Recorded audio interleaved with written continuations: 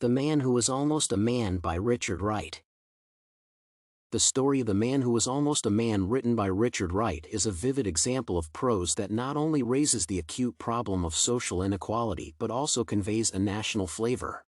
Character dialogues are the key means of expressing the main idea, which is likely to be that the stages of maturation do not depend on age but on the circumstances in which a person lives.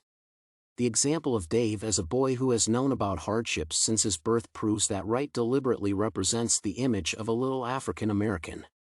For the author, he is the symbol of oppression and humiliation that the black population of the country's South faced. As a result, readers understand that the image of the boy is associated with the writer himself, who also grew up on a slave plantation and dreamed of escaping and becoming free. The hard work and perseverance that Dave demonstrates when achieving his goal make it clear that he is not ready to yield to circumstances.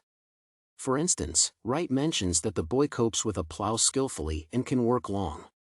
This quality is probably significant in the context of the story because Dave personifies the entire black population of the era when submission was an integral part of African Americans' lives.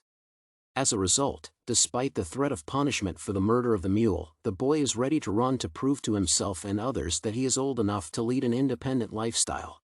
Such courage is not proof of his maturity and great intelligence.